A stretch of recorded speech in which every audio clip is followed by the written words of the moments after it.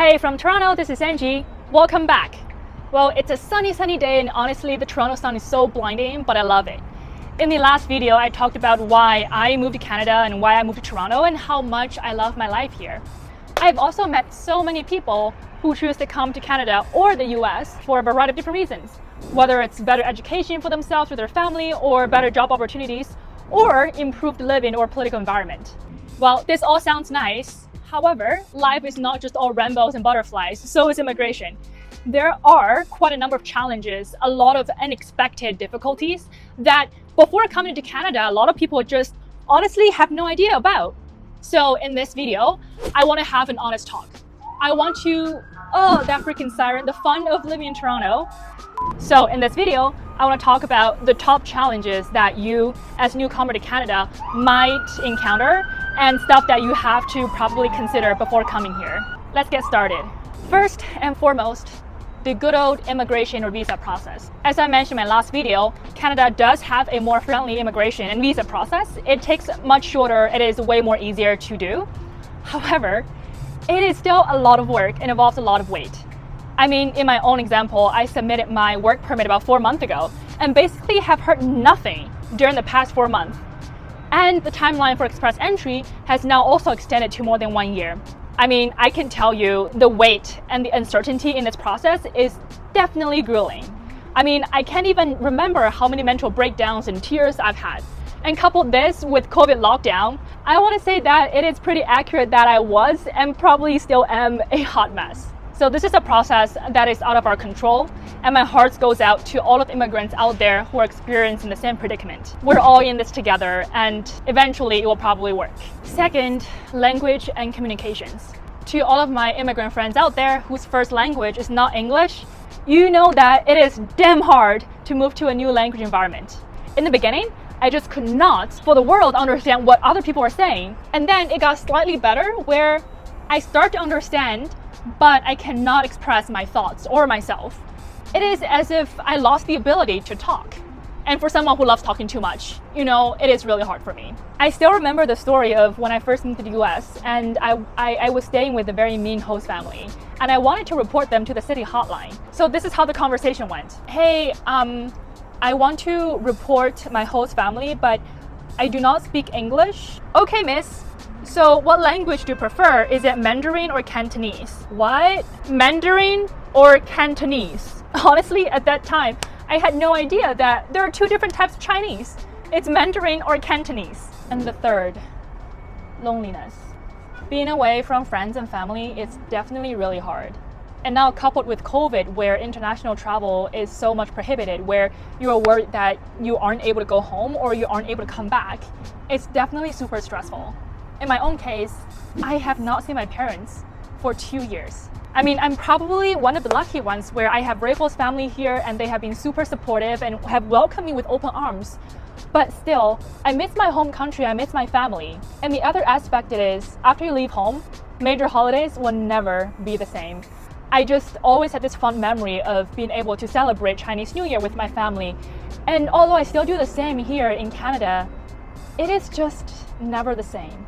4, the need to reestablish yourself. When you land in a new country, you probably have no local connections, and therefore, it is super important to start establishing your local networks and find a strong and supportive community. So check out my last video if you're having trouble to do so. 5, job opportunities. A lot of newcomers tend to have trouble finding a job because of specific local requirements or just the fact that they don't have a strong professional network. I've heard so many stories where people would land and go without jobs for a month or a year or even 2 years. It is definitely grueling, or even cases where people have to take a more junior role just to make the ends meet in the beginning. So if you're one of them, check out my next video where I would deep dive into this whole myth about Canadian experience. Number 6, money. Moving abroad or studying abroad is a major investment and can be very, very expensive. I still remember my first year in the States. I used to try to convert every expenses into RMB. So a bus fare that costs $2.25 USD is 10 to 15 RMB for me at that time, which was so expensive. So as a 15-year-old me, I would at times walk 30 minutes just so that I can avoid paying for that $2.25 and saving on some expenses. And if you're thinking about studying abroad, university costs can also be quite high. In Canada, the average cost of university is about 30 CAD per year, which roughly is about 120K CAD for 4 years, excluding any living expenses. And even after you moved here or graduate from university, there might still be a period of gap time where you're not able to find a job, and you will have to rely on your savings for the initial few months of living expenses. Number 7, other logistics of settling down. I mean, moving yourself or moving your whole family across the country is definitely not easy. There are so many logistics things that you have to think about, such as, for example, applying for credit cards when you don't have a credit history in the country, or even how would you rent a property without proper pay stubs or prior history in the country. All of these are daily issues you will have to resolve once you get here. Last but not the least, culture shock and identity crisis. You're probably thinking I'm going to be talking about the good old culture shock when you move from your home country to US or Canada. Yeah, I mean, that still exists, but everyone knows about it. What I mean here is the reverse culture shock when you go back to your home country after living abroad for a few years or even a few months. I still remember one summer I went back to China, and it just seems overnight everybody started using WeChat and Alipay, and I, as this person who just came from abroad, was completely out of loop. I did not know how to pay, I did not know how to set it up, and I had to ask my parents for help. And along with the reverse cultural shock, you'll probably start having identity crisis as well. Yes, it is real. It is going to be so hard to try to categorize yourself into just one type of person. Are you American? Are you Canadian? Or are you Chinese? Are you all three of them, or are you none of them? I actually haven't been getting a lot of responses or comments that says, you look too westernized, or I don't think you look Chinese anymore. And there were people here who are confused and they couldn't figure out who I am. I mean, clearly I speak English with accent, but it is minor enough where they are not able to pinpoint me to a specific country in Asia.